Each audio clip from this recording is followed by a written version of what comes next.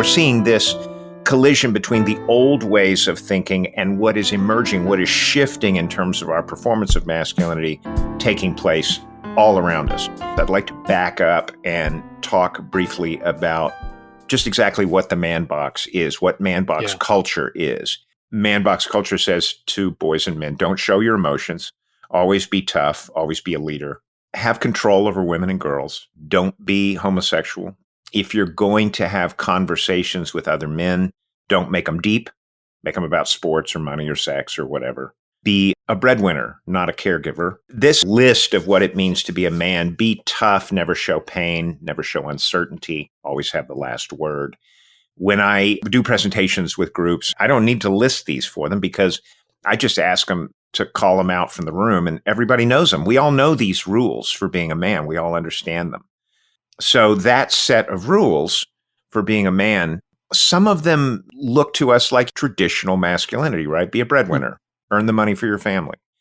Others are more abusive and toxic, control over women and girls, don't be homosexual. So there's sort of traditional ideas about masculinity are threaded through these rules of man box culture, along with some more dark and violent rules. Right. But the long and short of man box culture is that it's then enforced to police and bully boys back into the box, to do this performance of masculinity in what is a list of 7 or 8 rules, a narrow definition of what it means to be a man. It's enforced conformity. So this way of being a man is not then, it's not a biological artifact. It's not what we were bred to be. You're saying that this is actually what's been created for us. What we've all agreed on. I mean, the fact that homosexuality is now considered to be a legitimate expression of human sexuality by the Supreme Court of the United States of America tells us that it's not biological, it's cultural, these agreements about what a man is or is not. We start getting conditioned into these rules of man box culture. Don't show your emotions. Be tough. Beginning in infancy. And it is so ubiquitous. It is the water we swim in and the air we breathe. So we begin getting taught these ideas about masculinity, this what I call dominance-based masculinity, because it's essentially about toughness and strength and control and all that stuff. We begin getting taught all of these things in infancy. We first get taught by our moms and dads, our brothers and sisters, then the other kids in the neighborhood, then our teachers and coaches and the minister at the church and in movies and TV and media. For most men, our culture of masculinity to us just feels like it's my identity. This is just, I'm just being a man. And because that is so universal in our understanding of self, we're not conscious of culture at all. When we operate as men and as women under a set of understandings that we're not fully conscious of about how to be a man, it can be harmful to our relationships, our families, our communities. It can be harmful to our physical well-being because we're operating in ways that are not actually consciously agreed on. So what I'm trying to do in this work is I'm trying to get men to become conscious of this larger dominant culture of masculinity. And then it's up to each individual man to decide, well, is that how I want to operate? If we can drive a little daylight between my own identity and this larger culture of masculinity, which taught me everything I believe about being a man, it's in that little sliver of daylight between the two that I can start asking questions like, why do I believe what I believe about women? Or why do I believe this set of things are my responsibility as a man and that I should never seek or want these other kinds of things because that's not manly, quote unquote. Right. I should never want to be a caregiver. I should never want to have an empathetic, emotional, authentic, close friendship with another man. These are things that are not manly. This larger man box culture has created a set of rules for expression and connection for boys and men, which is actually, it turns out, is really, really isolating and really disconnecting. Really limiting. We're not free when we're operating. We're in a much tighter box than many of us are conscious of. Because once again, we just see that as identity. No matter who you are, I would suggest that we're all hiding something.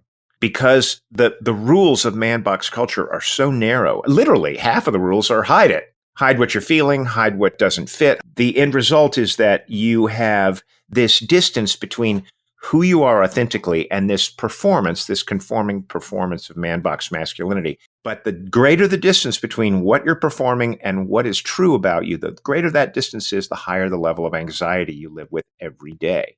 And we're all living with this anxiety about the aspects of ourselves that don't fit in. We're simultaneously repressing what's true about ourselves and trying to oppress others about what's true about them. Yeah, and that's the secret of man box culture.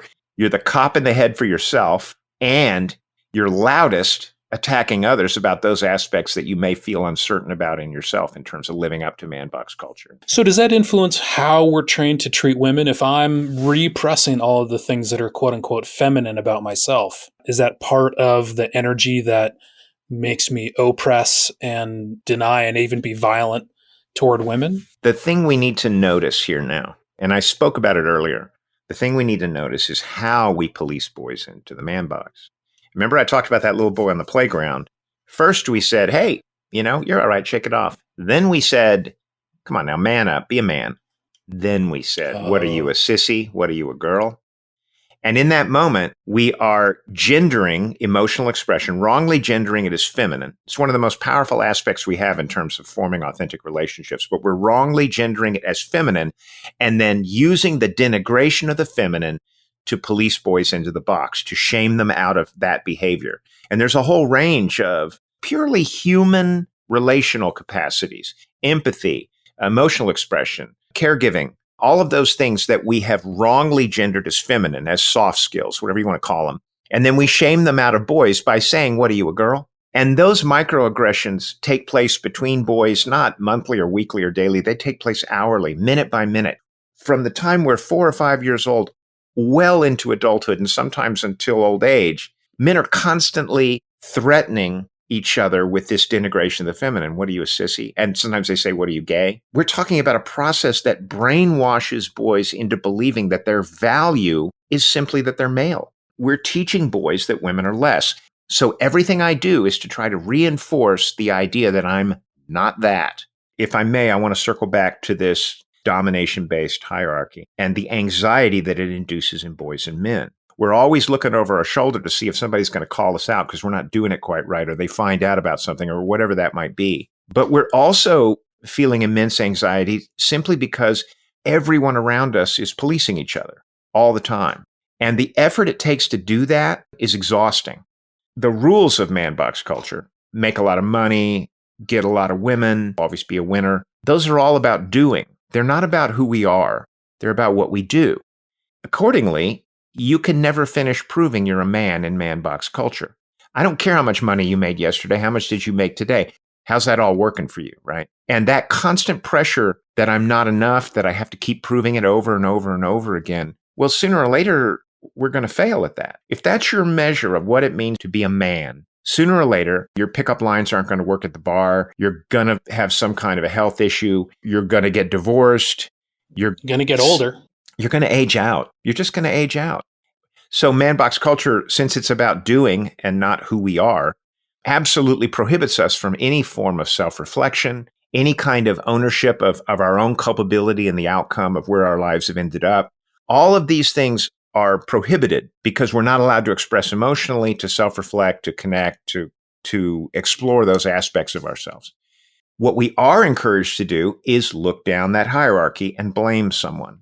So men in man box culture, when something goes wrong for us, we're absolutely encouraged to take the anxiety that produces out on someone further down the pecking order. So that's going to be men below us on the pecking order. It's going to be women. It's going to be BIPOC. It's going to be LGBTQI people. It's going to be people of a different faith. It's going to be immigrants. If you're a guy and you get fired from your job, you're going to lose status immediately because you're supposed to be a breadwinner. And in fact, your economic power in your family structure is the thing that gave you the leverage to be able to dominate other people. So if you lose that job and lose that economic leverage, you may immediately go home and dish out violence against your spouse as a way to validate your masculinity through an expression of dominance. This has been an excerpt from Remaking Manhood, the Healthy Masculinity podcast. To hear more, do a search for Remaking Manhood podcast. Thanks for listening.